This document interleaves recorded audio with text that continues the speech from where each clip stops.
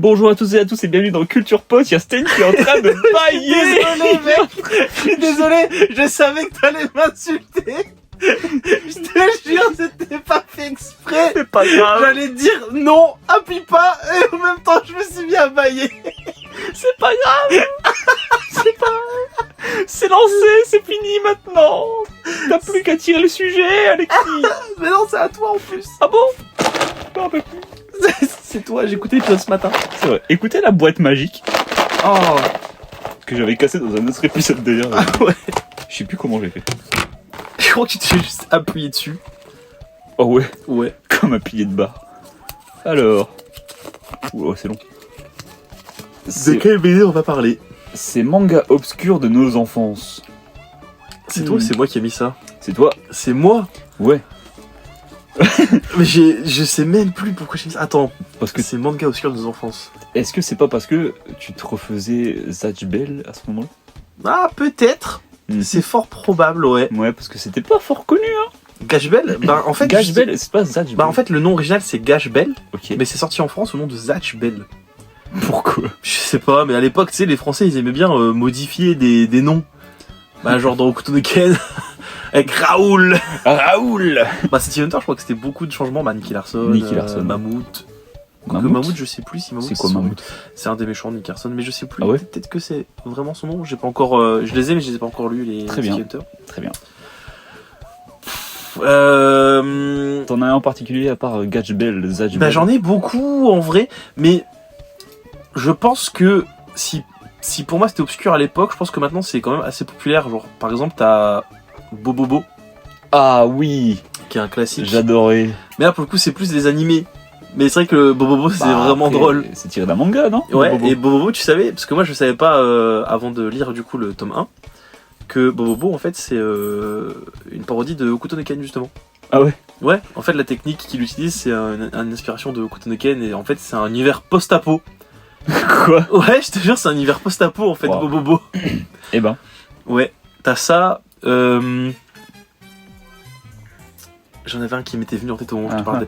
Si, il y a un truc, et j'ai su que c'était fini en 4 tomes. Du coup, maintenant, ma quête principale dans ma vie, c'est de trouver les 2 derniers, parce que j'ai les 3 premiers, qui étaient trop cool, qui s'appelait Jing, King of Bandits. Oh. Et c'était l'histoire d'un mec qui est le roi des voleurs, Et qui s'appelle Jin. et qui s'appelle Jing. Wow. Jing. Jing. Et qui cherche des trucs à voler. Et pour se battre, il a un corbeau. Et attention, tiens-toi bien Maxime, ce que je vais te dire, Attends, c'est réel. je m'accroche. Accroche-toi bien parce que je te jure que c'est très étrange sa manière de se battre. Il insère son bras Dans le corps. dans le corbeau Comme. qui se transforme en fusil à pompe laser. Oh. C'est incroyable. C'est un corbeau meupette mais Gatling. Mais le corbeau en dehors de ça, il est vivant par contre, hein, il parle et tout. Hein. Du coup, c'est extrêmement bizarre. Bah ouais. Est-ce qu'il aurait pas une sorte d'orifice spécial, le corbeau? Je me souviens plus, en fait j'ai pas encore relu parce que du coup je me suis trouvé... J'avais lu que le tome 1 à l'époque. Ouais. Je me suis trouvé les 2 et 3 dans un Easy Cash et quand j'ai vu qu'il y avait que 5 tomes, je me suis dit bah je vais attendre de choper 4 et 5 et me prendre l'après-midi et me faire les 5 d'un coup, tu vois. Du coup j'ai plus trop souvenir parce que quand j'étais gosse, quand j'ai découvert j'avais genre peut-être 6 ans je crois, un truc comme ça. J'ai un peu oublié depuis. Ouais. Mais ouais en fait je pense que c'était à ces mangas que je pensais, tous ces petits mangas qui en fait je pense qu'ils sont populaires mais juste moi à l'époque pour moi c'était pas du tout le cas. Bah t'as Get Bakers aussi. C'est ce j'aime que j'allais beaucoup. dire, j'y ai pensé parce que j'avais un DVD de Get Backers, ouais. Ouais. Je me rappelle plus trop de l'histoire, à part qu'il y a un mec qui manie l'électricité. Ouais, en L'autre, fait, c'est dans... c'est des illusions, il fait du Ah, genjutsu comme dans Naruto. Ouais. C'est 2 mecs qui sont des récupérateurs qui vivent dans leur bagnole. Et ils vivent dans leur bagnole. Trop bien. Et du coup, les gens les embauchent pour aller récupérer des trucs qu'on leur a volés. Mhm.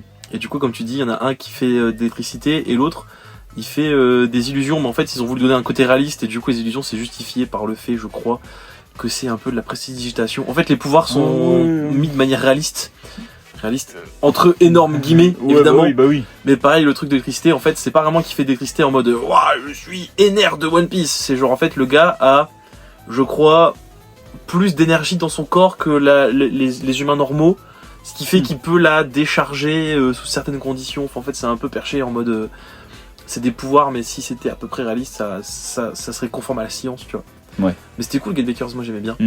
Moi aussi, je me rappelle que j'aimais beaucoup, je regardais les DVD en boucle, hein, comme à l'époque, comme on faisait tous. Il y a un animé que je regardais sur Game One, je crois, à l'époque, qui passait, ça s'appelait Enfer et Paradis. Je sais pas, Je connais de nom. Je me rappelais, en fait, je me rappelle pas de tout, hein, mais je sais qu'il y avait certaines scènes que j'aurais peut-être pas dû voir quand j'étais petit. Genre des scènes, pas forcément olé olé, hein, mais pas loin. Et je sais que mes parents, ils voulaient pas que je regarde. Ah ouais. Ouais. Et alors, si je me rappelle bien, le premier épisode, ça commence avec un ou deux mecs qui vont dans un lycée pour se tabasser avec les plus forts du lycée. Et puis à un moment, il y a un mec, je crois, il traverse le plafond et il tombe dans la douche. Et puis il se rattrape à quelque chose. Il fait mais c'est bizarre, c'est quoi? Et puis en fait, il voit que c'est une jambe de meuf. Et il fait oh, c'est une meuf. Et puis il se barre en courant. Je crois, hein, mais mes souvenirs sont flous. Sinon, ouais, à part ça, en manga, manga, j'en lisais pas trop quand j'étais petit. Après, j'ai mis manga, mais je pense que animé ça rentre aussi, tu vois. Oui. Mais des trucs en fait qu'on a maté quand on était gosse et qui vraiment sont un peu en mode ah ouais, c'est un peu space, genre l'impression que t'as trouvé des trucs un peu pépites, un peu niche. Quelque chose qui était un peu niche pendant un moment, même si c'était quand même un grand nom du manga, Shaman King, qui, je pense, je pense qu'à l'époque on a découvert, c'était niche. Ouais, je pense que dans tous les mangas populaires, entre guillemets, c'était le moins populaire. Ouais.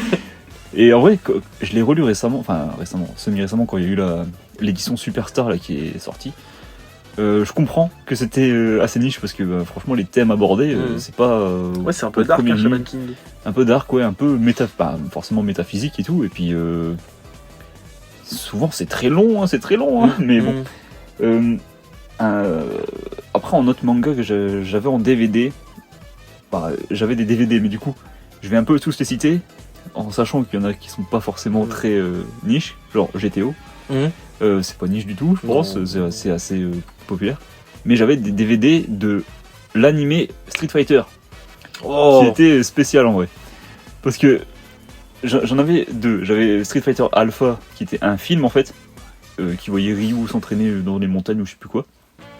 Et il y avait la série du coup Street Fighter qui était très drôle, du fait qu'en fait les persos, Ryu et Ken, étaient ultra baraques, mais aussi ultra un peu fabuleux, genre ils étaient beaux, tu vois, ils avaient des beaux cheveux, et puis ils étaient genre musclés, saillants, et des fois tu vois, ils marchaient avec leur marcel un peu abîmé. Oui. Et ça voyait qu'ils flottaient dedans, et du coup t'étais genre mais qu'est-ce que c'est bizarre. Est-ce que c'est des sensations bizarres? Est-ce que c'est un manga de combat ou un manga d'autre chose? Surtout qu'il y a une scène, je me rappelle, où il y a Ken qui est dans une piscine et il est à poil. Quoi? Je crois qu'ils sont dans un hôtel ou quoi, parce qu'ils vont... forcément Street Fighter, ils traversent le monde pour se battre avec d'autres gens. Je crois qu'ils étaient en Chine à ce moment-là. C'est au moment où ils rencontraient Chun-Li. Mais il n'y a pas Chun-Li qui était à poil avec eux. Merci de préciser, ouais. On sait jamais. Oh, et du coup t'avais Ken dans la piscine et qui parlait à Ryu, et Ryu il arrive et il est à poil et tu le vois de dos. Tu vois son cul et il est genre en train de faire des squats et puis après il plonge dans la piscine. Et moi cet animé il m'avait marqué parce que les scènes en fait, il y a Ryu du coup, le perso principal, qui apprend le Hadoken, qui est du coup Maintenant que tu me dis ça, ça me fait trop bizarre. Ah ouais. Le Hadoken. Et il apprend le Hadoken. Oh, viens dans la piscine avec moi, on va apprendre le Hadoken. Et je me rappelle, genre, les scènes où il essayait de lancer sa boule de feu, il faisait que des... Vous voyez pas à l'écran, hein, mais il faisait que des gestes avec ses bras, des cercles comme ça, mais ça durait pendant genre facilement 5 minutes, hein, et je te mens même pas. Et puis, il arrivait pas, et puis il y a un épisode où il y arrive, et je crois il y a Bison, le grand méchant qui arrive, qui passe en voiture à côté et qui fait oh j'ai bien ça. Yes. Yes. Et je crois que c'est même pas le même animé en vrai. Mais je crois qu'il y a eu plusieurs animés. Ouais, c'est possible. Mais ouais, là de tout ça là, c'est tout ce qui me vient à part Bobobo etc. Moi j'avais Tokyo Tribe en DVD. Donc Ça je pense que c'est obscur. Ouais. C'est une histoire de gangster vraiment classique. Le seul truc c'est que moi c'était comme toi, j'avais vraiment ce truc de je l'ai vu beaucoup trop jeune. Il y a des scènes de cul dedans, mais hardcore, et j'étais en mode wow. Stylé. C'était chelou, mais du coup c'est la première fois que je mettais un animé où je me disais ah mais putain en fait ça peut être violent des fois les mangas. Attends mais les dessins ils se frappent là. Et il y a Afro Samurai aussi que j'ai découvert ouais. comme ça, ça passait sur MCM à l'époque, et j'avais l'impression de faire un crime parce que moi je mettais Afro Samurai à 23h. Et il y avait le logo moins de 16. Du coup j'étais en mode ah mais j'ai 14 ans, je ne peux pas regarder normal le droit. Et pourtant au final c'est très très cool Afro Samurai. Ah 14 ans. Je crois que j'avais 14 je crois. Peut-être un peu moins. Du coup est-ce que c'est vraiment les mangas d'enfance? Je sais pas, est-ce que ça rentre dedans, j'en sais rien. Je sais pas. En tout cas moi je sais que je regardais souvent manga, du coup manga. La chaîne manga. La chaîne manga ouais. Qui passait pas forcément des mangas, mais je me rappelais plus de tout.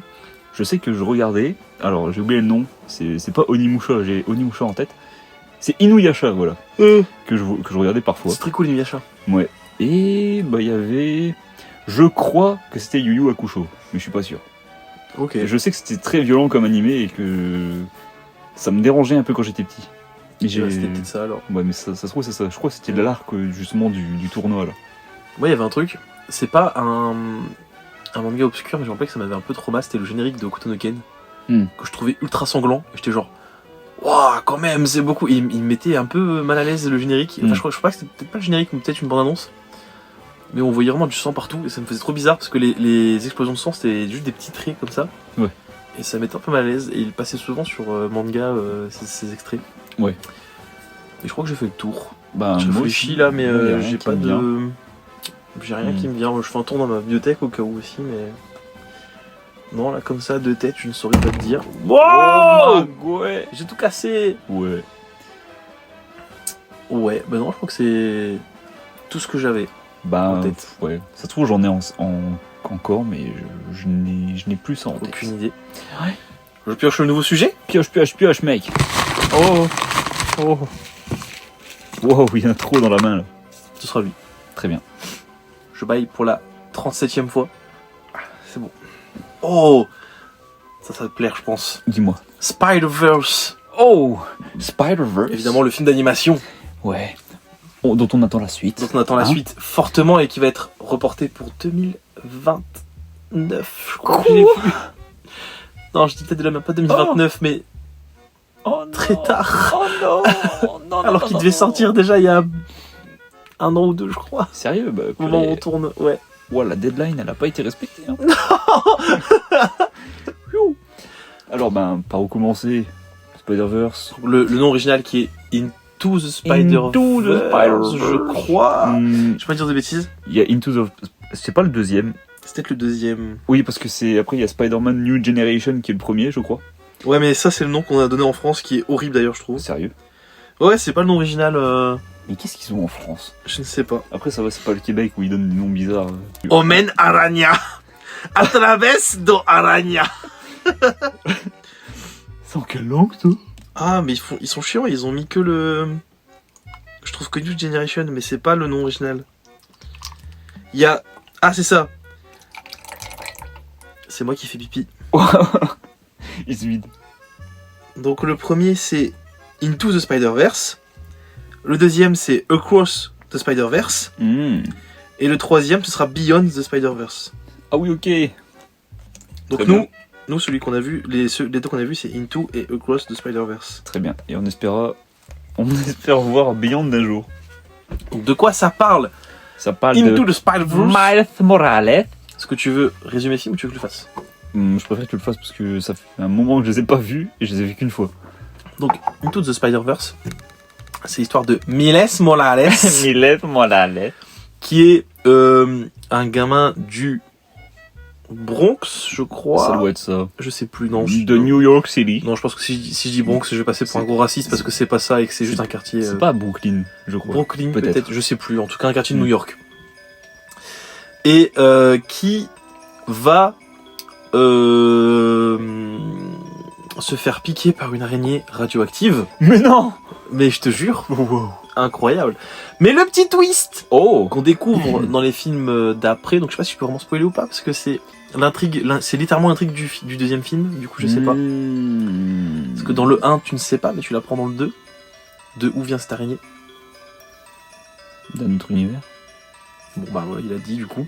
Bah après j'aurais dire Spider-Verse. Ouais, mais parce que dans le... On l'apprend que dans le 2, ce truc-là, je crois. Franchement, je t'avoue que j'avais totalement oublié, mais je l'ai deviné. Donc j'imagine Ouais, que les gens sont pas trop bêtes. Du coup l'araignée qui est notre univers, et du coup elle lui file des pouvoirs de Spider-Man, mais un peu modifiés. Parce que du coup il fait pas que des... Il s'accroche pas que au mur, il a pas que une force humaine et il a pas les réflexes d'araignée. En plus il fait de l'électricité, il peut devenir invisible, donc c'est super fort. Et à côté de cette intrigue, on a l'histoire de... Exactement. Gwen. Non, justement, j'allais parler du méchant, mais du coup, je sais plus si c'est Kingpin ou le Caïd. Alors, le Caïd, c'est le Caïd en VF, mais je sais plus si c'est le même personnage. Bon, bref. Désolé, je m'en mêle les pinceaux, parce qu'en fait, en ce moment, je lis du Spider-Man. Donc, du coup, je suis un peu keblo. Un peu perdu. Et donc, du coup, il y a le Caïd qui, lui, construit une machine qui permet de voyager entre les univers, mais qui va péter un câble et qui va faire venir plein de Spider-Man dans sa réalité, sauf que ça fait bugger toutes les réalités et donc ils doivent retourner dans la leur pour pouvoir sauver tous les univers en même temps. Et ensuite du coup il y a eu un 2 qui fait suite directe au premier film, que je veux pas trop spoiler mais qui est beaucoup mieux que le premier, sachant que le premier est déjà un chef-d'œuvre. Oui, voilà. Un chef-d'œuvre de beauté. C'est vrai que pour le coup je trouve que ça ne brille pas forcément par le scénario mais surtout par l'animation, le visuel, quoi. Le visuel est fou. Cet effet un peu peinture digitale sur les textures des personnages, c'est fou. Et ces frames qui sautent pour donner un côté plus animation, c'est fou. Et surtout, c'est de la 3D, mais qui fait très 2D. Oui. Ça a été fait... Mais je crois qu'avec le chapeauté, ça a été les deux films qui ont... Non, je sais plus si Arcane était sorti avant ou après. Après, je crois. Mais de toute manière, faut dire que ça a un peu donné un nouveau standard à l'animation maintenant. Clairement. Quasiment tout de nos jours est fait de cette manière-là. Dans ce style-là, ouais. Ouais, et on peut remercier ou peut-être détester Spider-Verse pour ça parce que il faut augmenter le niveau maintenant. Ouais, c'est clair qu'il faut charbonner maintenant. Ouais. Les studios maintenant, ils doivent s'y mettre et ouais. Mais c'est incroyable. Disney, on vous parle en fait. Ouais. Je pense que ça sert à rien, tu sais. Non. Ils s'en foutent complètement, ils mettent des princesses Disney, des chansons, c'est très bien. Ouais, ils les refont en live action et puis c'est bien. Mais pour moi, Spider-Verse, faut... Ouais. Déjà, Spider-Man, moi, avant j'aimais bien, mais je m'en battais à la race un peu. Et depuis Spider-Verse, j'ai trop envie de m'intéresser à l'univers, parce que c'est trop incroyable. Par contre, effectivement, je suis pas forcément intéressé par le Spider-Man original de Peter Parker, et j'aime bien voir les autres versions. Les variantes. Alors j'aime beaucoup Spider-Man noir, qui est très stylé, qui va avoir une série d'ailleurs. Des années... Je sais pas si tu savais. Ouais. Années 40. Ouais. Un peu moins. Un peu polar. Et ils sortent une série live avec Nicolas Cage qui incarne Spider-Man noir dans Spider-Verse. Donc potentiellement c'est le même Spider-Man. Incroyable en vrai. Ouais, et ça va être trop cool. J'ai trop hâte de l'avoir la série, ça va être trop bien. Ouais. Voilà, j'aime bien tout ce délire là. Et ça avait déjà été exploité dans un jeu vidéo. Je crois que c'était... The Amazing... Non. Je crois que c'était l'Étoile du Temps. Ah ouais. Moi je pensais que c'était genre un truc genre Ultimate Spider-Man sur... Et pour moi l'Ultimate Spider-Man c'est tiré de la série et du comics. Et il n'y a pas de multivers dedans. Après je peux peut-être me tromper parce que je l'ai pas terminé l'Ultimate Spider-Man. En tout cas je sais qu'il y a l'Étoile du Temps, c'est sûr. Il y a ce truc là où tu incarnais 4 Spider-Man avec des temporalités différentes du coup. Et t'avais notamment Spider-Man noir, t'avais Spider-Man 2099 dont il faudra qu'on parle aussi. D'accord. Qui est très cool, c'est Miguel O'Hara. Miguel. Dans le 2, c'est le méchant du 2, entre guillemets. Et il y avait Spider-Man du coup symbiote et Spider-Man classique, je crois. Mais du coup c'est très très cool, moi j'aime bien ce délire de... Tu viens de me débloquer un souvenir. À un moment j'avais un jeu sur mon téléphone, un jeu runner, tu sais, comme un Subway Surfer avec que des Spider-Man et tu pouvais Non mais vraiment, tu pouvais genre débloquer des skins de Spider-Man. C'est trop marrant. Ouais, t'avais le Spider-Man en t-shirt, t'avais le Spider-Man qui avait une crête de punk, t'avais plein d'autres variantes. Ça se trouve, ça existe encore. Je sais pas. En tout cas, c'est très cool. Ouais. Et j'ai beaucoup aimé. Je trouve que le premier est déjà excellent lui-même, mais alors le deuxième, il a atteint des standards, mais Ah bah là, cosmiques. je crois que c'est un peu avec celui-là que ça s'est un peu démocratisé au grand public. Bah, déjà, ouais, et puis il y a eu un boulot, mais monstre dessus. Ne serait-ce que, déjà, le fait que chaque univers a son style d'animation. Oui. T'avais remarqué ça? Oui, et ça c'est fou. Ça, c'est dingue. Genre t'as la petite dans son costume, enfin dans son méca là, qui est un peu... Penny Parker, Ouais, un peu animé genre... qui a vécu des choses bressons d'ailleurs, entre le 1 et 2. Je me rappelle plus. Bah en fait on sait pas ce qu'elle a vécu, mais genre entre le 1 et quand on la revoit dans le 2, elle est en mode j'ai vu des choses. Oula. Peut-être que c'est un clin d'œil aux comics. Hein, Mais je crois qu'il y a eu un comics qui raconte ce qui s'est passé. Justement, ils ont sorti un comics sur elle qui raconte ce qui s'est passé, je crois. C'est bien qu'on s'est cross-média comme ça là, j'aime bien. Ouais, Ça me plaît, ça me C'est plaît. cool. Du coup j'ai regardé le jeu dont je te parlais n'existe plus. Mhm. Étonnamment, hein, franchement je suis étonné. Hein, que les jeux mobiles ne marchent plus. Bref. Et du coup t'as ça, et genre toutes les scénarios d'animation pardon sont fous. Les Spider-Man qui sont introduits sont vraiment cool, j'aime beaucoup le Spider-Man indien. Il est très cool. Il est très sympa. Et surtout la course-poursuite. La course-poursuite dans le hub. Avec tous les... Ouais. Avec tous les Spider-Man Ouais. qui chassent Miles Morales, mais comment c'était incroyable. Ouais, c'est vraiment trop cool. C'est trop ouf. D'ailleurs, je crois que c'était ça qui avait fait que le film était super long à sortir. Genre, je crois que juste cette scène-là avait pris 1 an à être fait. Ah, à être tu faite, je m'étonnes, crois. tu m'étonnes. Le nombre d'animations qui doit être Ah, correct. mais vraiment, à sachant faire. que chaque Spider-Man avait son animation aussi, donc il devait pas les bouger de la même manière sur le, Ouais, c'est le sûr. plan. Enfin, c'était une folie. Et puis il y a C'est plein sûr. d'easter eggs de partout. Ouais. Incroyable. D'ailleurs, tu savais, je sais pas, je pense que t'as oublié ce truc-là parce que moi J'oublie tout. t'oublies beaucoup de choses et moi j'ai plus des marques que toi sur ce genre de choses. À la fin de la course-poursuite, t'as Miles qui se fait courser par les Spider-Man et tout, tu sais. Il est en mode, oh non, je veux pas envie qu'on me tape dessus et tout. Ah et il court et tout. Et il y a le passage où il s'apprête à sauter de la tour. Mhm. Tu vois de quoi je parle? Non, donc t'oublies. Je suis trop nul Donc en fait, il est genre pris dans un cul-de-sac et t'as tous les Spider-Man qui sont devant lui, ils sont en mode, ah, on va te casser la gueule. Et il lui dit, non, je vous casserai pas la gueule, je vais sauter. Et il y a un Spider-Man qui descend et qui le regarde et justement il lui parle et lui dit, t'es cerné mec, on va te soulever. Et bah ce Spider-Man là, c'est un Spider-Man qui a été créé exprès pour le film Mhm. et qui est incarné par le chanteur qui s'est occupé de la BO du film. Oh, Et du coup c'est son Spider-Man à lui, qu'il a designé lui-même. trop bien. J'ai oublié c'était quoi le nom du chanteur, je vais regarder.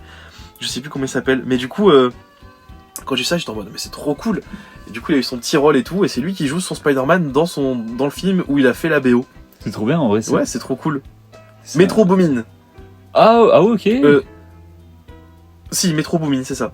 Ok, je pensais moi le compositeur en fait. Mais en fait, Non, c'est- vraiment le rappeur Ok. Metro Boomin. Donc c'est lui Très qui bien. joue son Spider-Man. Bon, il y a trois lignes de dialogue, quoi. Mais c'est cool, en vrai, le concept est stylé. Ouais, bah c'est sûr. hein. D'ailleurs, les musiques sont folles. Hein. Je pense que. Bah, je crois que quand j'ai eu mon. Tu sais, à la fin d'année, ton récap Spotify. Ouais. C'est la seule fois depuis sur Spotify que dans mon récap, j'ai eu une BO de film. Mhm. Genre, j'ai vraiment saigné la BO, elle est incroyable. Ouais. Et je trouve que tout est fou dans l'audio, c'est oufissime. Ouais. Je pense que Spider-Verse, c'est mon film d'animation préféré. Je saurais même pas dire lequel des deux en plus. C'est vraiment trop ouf. Il serait peut-être temps de les revoir du coup. Bah, je vais encore les revoir. Ouais, Ouais, pour moi Trop aussi choix. parce que j'oublie tout à chaque fois. Bah, déjà, faudra le revoir pour le troisième, parce que le troisième, c'est littéralement la suite, genre instantanée. Oui, c'est clair. Ouais. Par contre, la fin, je me rappelle. Donc, ça, Ouais, vu qu'elle a trauma tout le monde là. Ouais, un peu. D'ailleurs, le méchant est incroyable. Mhm. Comment il appelle? C'est The Dot en anglais, mais je crois qu'en français, c'est pas le point, c'est Le- autre chose. Le pointeur. Le pointeur. Spider-Man versus le pointeur. Oh, ça, c'est un comics que je voudrais lire, ça. Et les Sinister Six, c'est tous des youtubeurs. Oh, wow. Lui, il est cancel, lui aussi. J'ai oublié c'est quoi son nom en français. Ah, c'est La Tâche. Mmh. La Tâche. Stain. Qui est un... c'est moi. Non, arrête, c'est bizarre parce qu'on vient de dire, je vais te calculer. Non, pitié. Ok, ouais, coupez. T'es pas Et- youtubeur d'ailleurs? Possible. Après cette vidéo, tout sera coupé. Wow. Et il me semble que c'est un méchant blague à la base, la tâche. Ah ouais. Genre ouais, il est un peu débile. Et au final, ils en ont fait un perso, mais tellement flippant. Parce qu'en fait, au fur et à mesure du film, on le voit évoluer. Que ce soit dans sa façon de penser. Parce qu'au début, c'est juste un... Il me semble que c'est juste un mec qui est en mode j'ai envie que... En gros, il a des problèmes.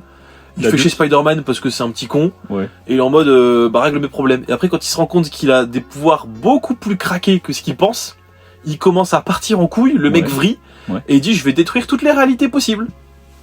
Et plus t'avances sur dans le film, plus tu vois que le personnage est vraiment il devient flippant quoi. Il fait peur à la fin du film, il est terrifiant je trouve la tâche. Quand tu vois ce qu'il peut faire, il est terrifiant.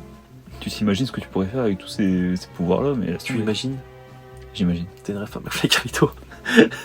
Ouais, j'ai pas la ref, mais c'est pas grave. Du coup, en tout cas, ouais, c'était un très bon film avec une très belle patte graphique magnifique. Et il paraît, moi j'ai pas lu donc j'en sais rien, j'ai pas encore démarré ces trucs-là, mais que Miles Morales en vrai c'est un des Spider-Man les plus chiants. C'est vrai. En fait, dans le sens où c'est pas chiant, mais juste il apporte rien d'original par rapport à Peter Parker, mis à part le fait que ce soit un homme noir, tu vois. Ouais. Et du coup, il y a beaucoup de gens qui gueulaient apparemment en mode c'est trop nul parce que Miles Morales c'est juste un Renoir. Et justement, le film Spider-Verse a donné à Miles Morales une identité qui est plus intéressante du personnage. Parce que justement, c'est lui qui représente le mieux le multiverse. Ouais, parce que franchement, entre lui et Peter Parker de base, là, je pense que je préfère lui. Ouais, moi aussi, pour le coup. Mais ouais, et par contre, j'ai pas joué au jeu. Et du coup, le Miles Morales des jeux, il est comment? Il est cool. Après, j'ai pas fait le 2. Et c'est dans le 2 qui est le plus mis en avant. Ok. J'ai fait vraiment que le 1, même le spin-off, j'ai pas fait. Ok, je pensais que. Mais en tout cas, il est dans le spin-off. Il est sympa. De ce que j'ai vu, c'est vraiment cool. Mais même constat, de ce que j'ai compris, il est cool à jouer. Il y a des mécaniques et tout, mais. Un peu osef. Derrière, c'est osef, quoi. Très bien. Et en vrai, je pense que c'est le gros problème de Miles Morales par rapport à d'autres, c'est que tous les autres Spider-Man se démarquent par un trait d'identité ou un truc qui fait que c'est reconnaissable. Tu vois, t'as Spider-Punk, c'est un punk. Le Spider-Man noir, c'est un Spider-Man plus brosson qui tire plus sur du Batman, tu vois. Ouais. Penny Parker, c'est vraiment typé Gundam et tout. Et Miles Morales, c'est juste, c'est Peter Parker en noir, quoi. Voilà. Rien de plus. Youpi. Voilà, et non, Spider-Verse est arrivé. Et voilà, Spider-Verse est arrivé et a relancé un peu le truc. Et ça, c'est bien. Et ça, c'est très cool. C'est très cool. J'aime beaucoup. Ouais, qui d'ailleurs, son costume noir et rouge, là, il est super stylé. Ouais, il est très très stylé. Moi, j'aime beaucoup son costume. Ouais. Son costume. Ouais. C'est pitch and Chris. Ouais. Ça m'a rappelé dans Spider-Man 3, le costume symbiote. Ouais, sûrement, avec le truc de Venom là, qui tombe du ciel ou je sais plus quoi. Là. Ouais, sûrement.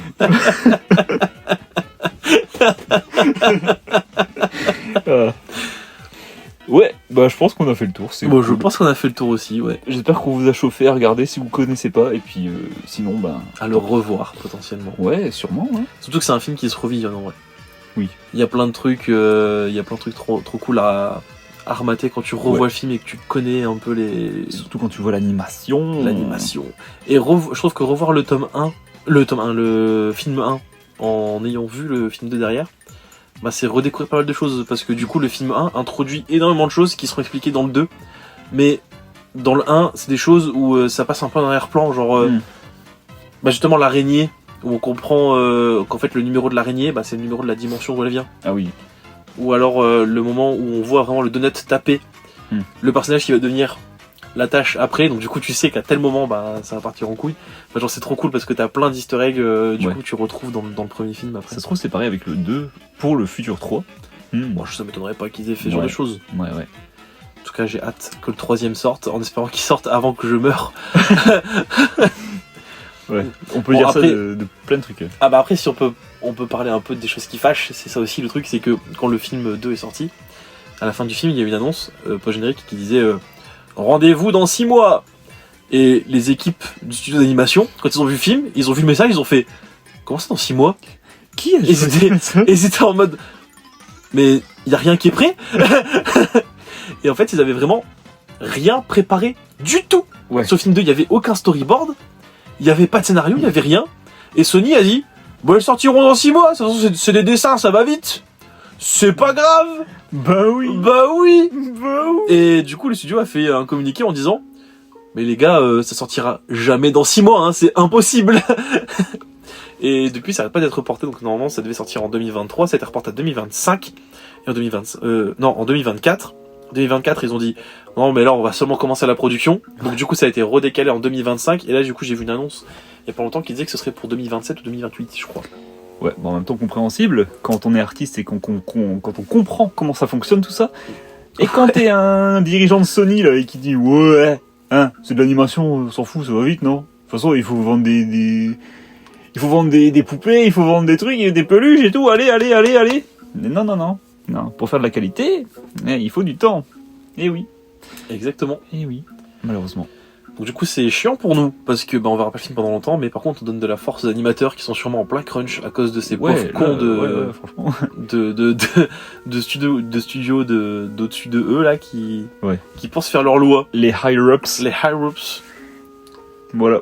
Un petit troisième sujet. Ouais. Allez vous faire, Sony. Alors, je piocha, Hirota, je déplia. Oula, Il est grand. j'arrive pas. Oula. Bon. Est-ce que c'est pas un sujet troll? Non, c'est moi qui l'ai mis. Ah. Les CD de démo. Alors, C'est un petit sujet ça. c'est un petit sujet en effet. Bon, un petit sujet. Les CD de démo. Qu'est-ce que c'est pour les plus jeunes d'entre nous? Oh, c'est horrible. Oh, tu me dis ça me fait mal. Moi aussi, mais bon, parce que oui, maintenant les démos sont accessibles sur le eShop, sur le PlayStation Store, sur le Xbox Live, machin. Mais à l'époque, comment on faisait pour tester et voir des nouveaux trailers de jeux? Eh bien, tu achetais Xbox Magazine ou alors d'autres magazines genre PlayStation, machin. Et avec ceci, tu vois souvent un petit CD qui venait dans une petite boîte en carton et qui t'annonçait les petits trailers et les démos que tu pouvais tester de certains jeux. Je sais que moi j'ai testé pas mal de jeux à l'époque sur la première Xbox avec ceci. Je me souviens plus de tout. Il y avait, je crois déjà, KO le kangourou. Je sais pas si tu te rappelles Ça de me ça. parle pas du tout. C'est un petit jeu de plateforme un peu à la Crash Bandicoot, tout ça, mais qui était pas foufou. Mais moi j'aimais beaucoup. Je jouais beaucoup à la démo et j'étais triste parce que j'arrivais pas. Je pouvais pas faire la suite du jeu. Mais tant pis. Tant pis. Bref, c'est pas le sujet. À part ça, ouais, c'est cool parce que moi, ce qui m'a marqué, c'est qu'il y avait certains CD que j'avais gardés et que je regardais souvent. Genre, je regardais souvent certains trailers de jeux. Je me rappelle qu'il y avait un CD en particulier sur la Xbox 360 ou la Wii, je sais plus. Et c'était à l'époque de l'E3 2005 ou 2006 où ils présentaient justement Sonic 2006. Il y avait le trailer dessus. Et moi, quand je voyais le trailer, j'étais genre waouh, c'est Sonic dans un monde où il y a de la nature et tout, il y a des robots partout, tu peux les frapper, ça a l'air trop bien. Ils faisaient bien leur taf. Hein. Ouais. genre moi, tu vois, je m'imagine. C'est l'équipe de Thriller qu'ils auraient dû embaucher sur le jeu. Parce que moi, je m'imaginais ce jeu de fou dans ma tête. Et quand je l'ai vu une fois à Console Games, À l'ancienne. à l'époque. Rip console games. Petit ange parti trop tôt. Ouais, si vous voulez savoir pourquoi, il faudra remonter dans les épisodes d'avant. J'en souviens même plus de quand c'est. Ouais. Et du coup, quand je l'ai vu dans le magasin, j'ai fait c'est le jeu là que j'ai vu dans les trailers sur les CD de démo il y a tellement longtemps. Je veux y jouer. Je l'ai acheté, j'étais ultra déçu. La première déception vidéoludique de Ouais. Maxime. Ouais, parce que moi, faut savoir que j'avais pas internet à l'époque. Et du coup, je pouvais pas m'en renseigner sur les jeux qui étaient sortis et tout. Donc je m'étais pas renseigné sur le Sonic 2006. Et ben si vous connaissez, vous savez à quel point c'est buggé, à quel point c'est naze, l'histoire est pourrie. Rien qui Franchement, va. y a rien qui va à part la cinématique d'intro qui est cool. Qui est le thriller. Non, même pas. En vrai, bizarrement, tu vois, quand je l'ai lancé, Sonic 2006, j'ai vu la cinématique d'intro, j'ai fait mais attends, mais c'est le bon CD ou pas? Parce que vraiment, tu vois les 20 premières secondes, tu te dis mais c'est Final Fantasy, je te le truc. Et puis après, tu vois, il y a Dr.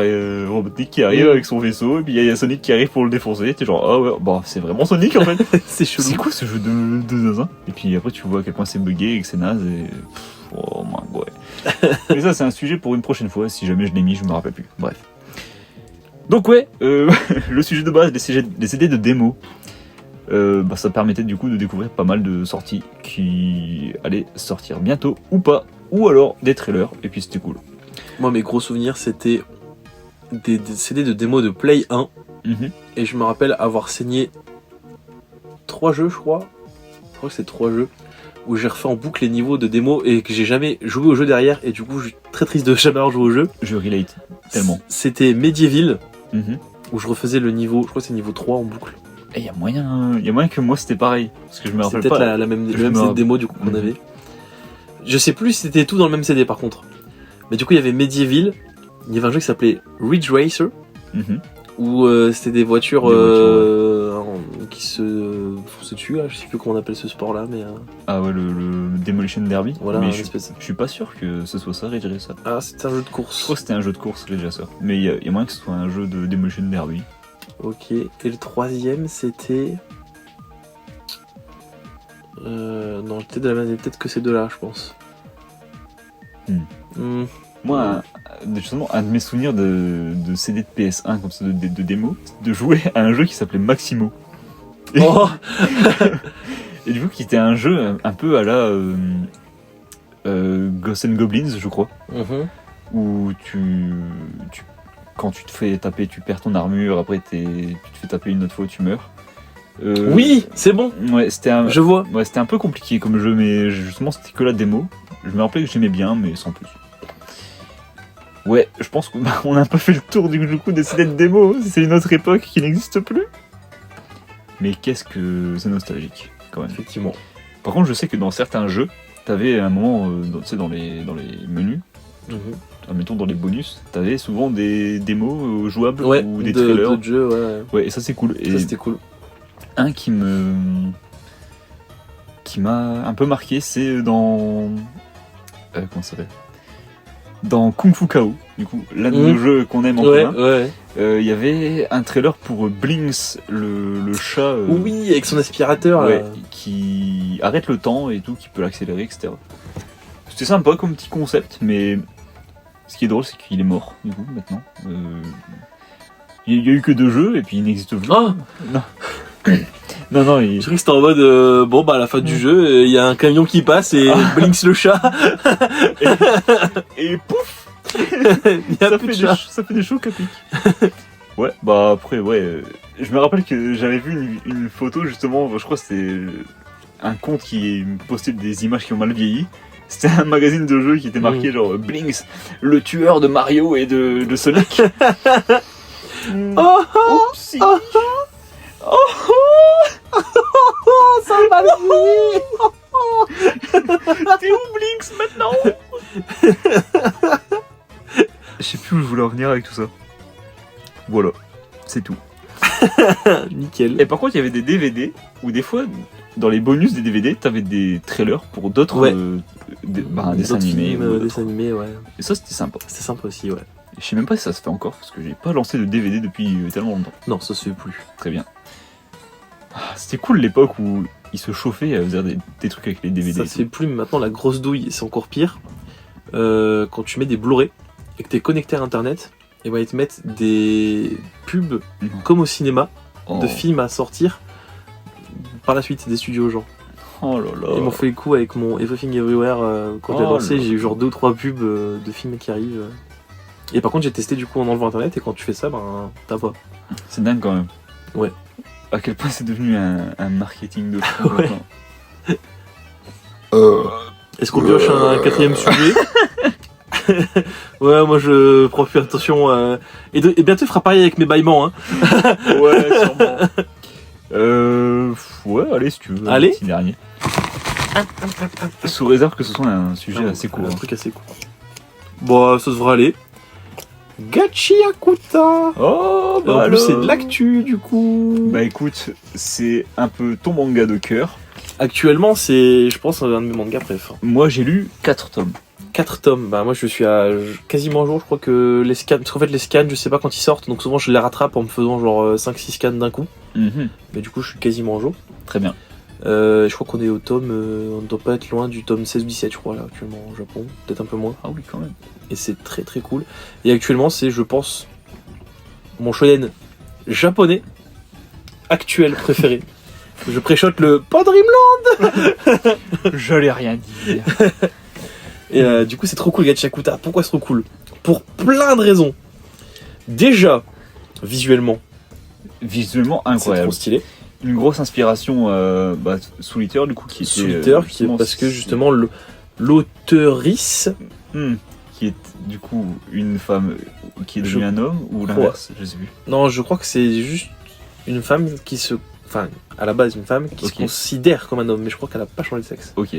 Très Mais j'ai pas envie de dire de conneries, donc dans tout je vais dire IL, parce que je suis Ouais. plus sûr de, De la... du de la... pronom à devoir Ouais. utiliser. J'ai oublié. Donc dans le doute, je vais dire auteurice ou IL. Pour Très bien. que ce soit plus simple. Qui s'appelle donc Kei Urana. Alors on m'excusera si je dis elle ou il des fois sans faire exprès, mais du coup vous avez capté l'idée. Voilà. Voilà. Et qui est ancienne assistante de du coup Atsushi Okubo, l'auteur de Soul Eater dont on a déjà parlé dans une émission, qui est un des mangas préf all time et qui est un de mes mangas préf all time, surtout à cause de son aspect visuel qui est incroyable. Et du coup, et Gachakuta c'est pareil mais en mieux. C'est tellement plus stylé je trouve. Parce qu'en fait, Yel est parti chercher dans des inspirations street art. Ça se voit Parce que du énormément. Dans le manga, il y a quelqu'un qui est cité, j'ai oublié son nom par contre, je suis un connard. Ouais. Mais du coup, il y a quelqu'un qui est cité au graffiti design. Et Mm. je savais pas ce que ça voulait dire, moi sur le coup, j'étais en mode, mais c'est quoi? C'est genre, il a fait genre des cara design ou quoi? Je me dis, mais depuis quand on cite les gens qui font ça? Et en fait, non, c'est parce que dans Gachakuta, il y a énormément de graffiti. Et du coup, c'est une personne qui fait elle-même les graffitis pour le manga. Incroyable ça. Donc en fait, il y a Kei Urana qui s'occupe des dessins en général avec ses assistants. Et il y a l'auteur qui fait les graffitis qui s'occupe lui de faire du coup tous les autocollants entre guillemets à mettre sur les décors. Très bien. Et du coup, c'est lui qui s'occupe de ça. Ok. Tous les logos, tous les dessins autour et tout, c'est designé par lui. Trop beau. Voilà. Ouais. Lui ou elle, par contre, je sais pas du tout si c'est un homme ou une femme qui fait ça. Ça marche. Je ne sais pas. Et voilà, donc déjà ça c'est trop cool. Énormément d'angles un peu partout qui sont très cool, qui donnent des impressions un peu de manga ultra carré. Ça joue beaucoup sur les formes. Ouais, j'adore ça. Les chara design, Incroyable. incroyable. Mhm. Les chara design qui donnent vraiment une claque à énormément de mangas actuels qui ont des chara design, je trouve, beaucoup trop vieillots.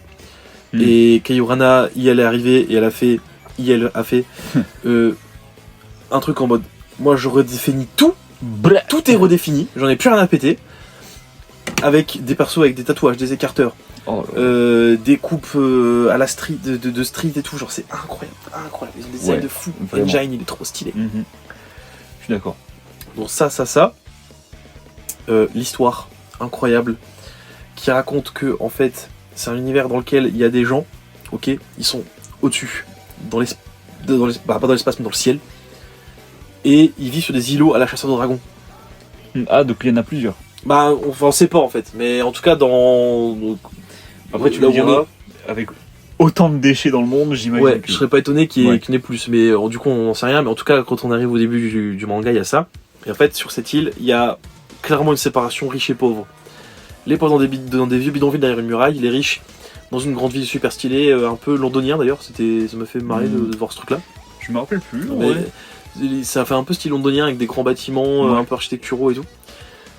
Et on suit Rodo, qui est un clodo qui vole les poubelles des gens et en fait il s'occupe de réparer un peu les trucs qu'il récupère dans les poubelles. Qui sont un peu décousus ou alors... Ouais, c'est ça. En fait, il tient abîmés. énormément aux objets qui volent et qui va être accusé à tort du meurtre de son mentor. Et la sentence pour ça, c'est de le jeter dans le gouffre du coup qui représente l'espèce d'îlot. Et il va se rendre compte qu'en fait, en bas, il y a encore plus de vie en fait, et genre c'est un endroit ultra pollué où ils jettent tous leurs déchets et où il y a des gens qui vivent en fait. Il y a toute une population qui s'est faite et qui vit dans ces déchets. Et il va notamment rejoindre du coup une organisation qui s'appelle les nettoyeurs, qui sont chargés de nettoyer du coup le monde de tous les déchets qui sont en fait vivants du coup et qui sont nocifs pour les hommes. Et donc du coup il va devoir apprendre à les combattre en utilisant ce qu'on appelle des... J'ai oublié le nom, mais en gros le concept c'est quand tu es attaché à un objet très fort, et ben cet objet débloque un pouvoir et tu peux utiliser ce pouvoir pour taper des gens. Et Rudo est ultra fumé puisque son pouvoir c'est d'avoir tous les pouvoirs littéralement. Vu que c'est vraiment ça en plus. En fait il a des gants et les gants font que tous les objets qu'il touche chopent un pouvoir. Donc c'est juste ça, c'est vraiment Cartman dans l'épisode sur les super-héros qui fait mon pouvoir c'est d'avoir tous les pouvoirs. J'allais dire justement, c'est vraiment un pouvoir d'enfant Ouais. de maternelle, genre. Moi, je maîtrise le feu. Et ben, moi, j'ai tous les pouvoirs du monde. Et ben, je vais tout tuer. C'est vraiment ça. Et bah justement on parle d'enfants et tout. Qu'est-ce qu'il fait un enfant qui a tous les pouvoirs? Bah il fait des génocides.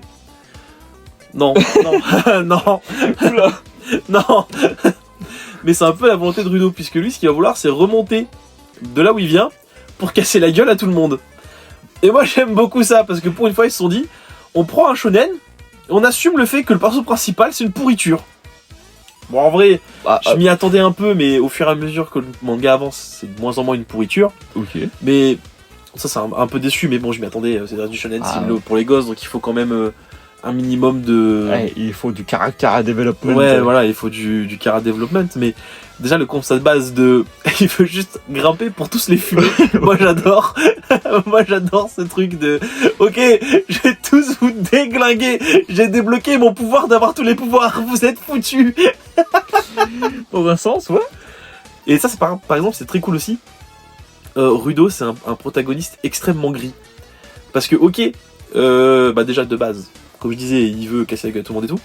Mais en fait, quand il se met à avoir des potes et tout, et à confronter des gens sur sa manière de vivre, c'est pas un personnage qui va leur dire mais si, je vais te montrer comment ça marche, on va s'entraider et tout. Non, non, non, non, t'es pas content avec lui, il te casse la gueule pour t'expliquer à quel point lui il a raison. Et toi, t'es un bouffon. Et c'est vraiment comme ça qu'il fonctionne à chaque fois, Rudo. Et c'est à la fois marrant et en même temps, c'est super intéressant pour le personnage parce que, justement, au fur et à mesure de l'histoire, on nous explique que lui-même se rend compte qu'il est trop violent. Mais en même temps, il sait très bien que être violent, bah, ça lui permet de se battre dans ce monde et du coup c'est un peu ambigu. Ouais. J'aime beaucoup l'ambiguïté du perso et j'ose le dire, je trouve Gachiakuta 1000 fois plus intéressant que Chainsaw Man en termes de choses à raconter. Parce que Chainsaw Man après la partie 1 c'est devenu méga chiant. Je n'ai pas continué beaucoup la partie 2. C'est toujours très bien la partie 2 de Chainsaw Man, hein. Moi j'aime toujours autant et tout, mais je trouve qu'on s'emmerde un peu, ça raconte pas grand chose pour l'instant quoi. Denji il est toujours au même point, il avance toujours pas. Super. Vraiment tu vois. Peut-être laisser le temps au temps, mais j'avoue que si c'est 40 minutes de vide, enfin 40 chapitres de vide. Bah ouais c'est ça, alors que Gachiakuta ça avance énormément, il y a plein d'intrigues, de sous-intrigues, de persos super intéressants et de choses incroyables à raconter. Non vraiment Gachiakuta c'est... Moi actuellement pour moi c'est un futur classique et du coup, on regarde ce que je disais au début quand j'ai pioché le sujet, il y a un animé qui va arriver cette année en 2025 et que j'attends très fort, exactement. J'attends très fort l'anime en 2025 et je pense que ça va être une grosse claque dans la gueule de beaucoup de gens et j'espère que ça va relever ce manga au niveau qui lui est dû en fait, parce que genre c'est... Je pense. Pour moi c'est un futur classique Gachiakuta. De mémoire c'est sur Crunchyroll que ça sort, c'est ça? J'ai pas fait gaffe mais c'est possible. Parce que je pense que c'est un peu le site le plus utilisé pour les mangas, enfin les animés, donc... Je pense que ça sera vu par beaucoup de vieux. Animé par les studios Bones qui ont fait My Hero Academia. Qui est pas de la merde. Ouais. Du coup, Bones, c'est pas dégueu. On espère qu'ils changent un petit peu le design des ciels parce qu'ils font toujours le même. Bah après, là, le ciel, je veux dire, pour le coup, c'est un animé où le ciel il va juste être gris quoi. Ouais, c'est pas faux.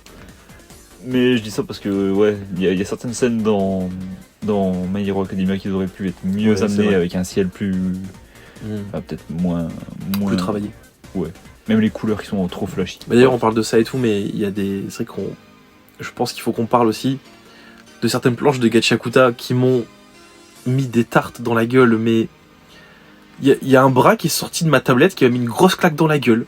Mais vraiment, les planches, elles sont folles furieuses. Rien que sur le chapitre 1, le chapitre d'introduction, mais il y a 1 milliard de planches de fou. Genre, cette planche où Rudo il tombe et il se tourne et il y a un espèce de strum géant. Je crois que je te l'avais envoyé pour te vendre le manga justement en mode regarde c'est trop cool. Et il y a une espèce de strum géant qui se tourne vers lui qui est trop flippant, qui tue sa mère. Ah et autre chose dont j'ai pas parlé. Et peut-être qu'on va piocher le sujet parce que j'ai mis ce sujet dedans. Mais il faut qu'on en parle. Gachiakuta me fait du bien personnellement parce que enfin, on a des collectors convenables Ah, en France, parce qu'il y a Ouais. eu 2 collectors pour Gachakuta, une pour le tome 4 4 et et une 7. pour le tome 7. Et les collectors, elles sont magnifiques. C'est des pépites. Avec un bel écran. Le collector, c'est une espèce de boîte qui s'ouvre et qui se referme. Façon grimoire, avec à l'intérieur une illustration de fou furieux. Une jaquette alternative trop classe, brillante, en noir et blanc. Et le produit collector, non, c'est pas un porte-clés. Non, c'est pas des ex-libris de cons. Non, c'est pas un roman que personne va jamais lire. Et non, c'est trop bien parce que c'est des one-shots que l'auteurice a fait auparavant. trop Et donc bien. sur le tome 4, t'as son premier one-shot et sur le tome 7, t'as son deuxième one-shot. Mhm. Et le deuxième one-shot qu'elle a publié pour avoir droit à être dans des jumps et tout ça. Ok. Avec ces one-shots là qui sont en format dur, trop stylé, avec une couverture noire et or qui tue sa mère. Et le collector, accrochez-vous bien, il coûte 12€. C'est donné. On vous parle Crunchyroll, Oh. on vous parle Kiyun. Hein, parce que vos collecteurs Dan Dadan à 30€ pour avoir un bonnet de merde que je mettrai jamais de ma vie, sans jaquette collector en plus, vous pouvez vous la mettre au cul. Voilà. Parce que là, vraiment, ça commence à me gonfler que My Hero Academia ait lancé cette vibe de collector de merde que personne ne veut, qu'on va payer une blinde parce qu'on veut notre couverture alternative et qu'on peut l'avoir que dans ce collector de con. Ça commence à me saouler. Je comprends. Vraiment, en fait, je suis tendu parce que j'aimais trop le concept à la base de MHA où c'était... En vrai, tu achetais pas forcément pour le produit qu'il y avait avec, mais parce que MHA, ce qui était intéressant, c'était que ton collector, t'avais une couverture designée par des auteurs de comics. Ouais. Donc c'était un petit plus. T'avais ton design un peu fait exprès. En plus, Ouais. ils allaient chercher des bons gars, tu vois. Ils sont allés chercher Jim Lee, je crois. Je sais plus s'il y avait un Romita, mais je crois qu'il y avait un des Romita. Je sais plus si c'était junior ou senior. Enfin, il y avait des... Ils avaient vraiment des auteurs de comics cool et connus. C'était pas un mec random, tu vois, qui te prenait. Jim Lee, c'est un gars qui a fait des trucs cultes chez Batman, tu vois. Il a fait vraiment des trucs de fou. Et après, ils ont dit, bon, ça marche, on a des auteurs de comics sous la main. Non. Bon, bah, c'est pas grave, on va leur mettre le roman de merde qu'ils vendent pas. Je sais qu'ils vendent pas, je suis libraire. Très bien. Du coup, je sais pourquoi ils font ces collectors là. Parce que personne les achète, donc ils disent, bah, pour les faire partir, on va le mettre avec les collectors. Dans un Voilà. sens, ouais, ça fonctionne. Bah, ça fait du sens tout de suite. Oui, bah, écoute.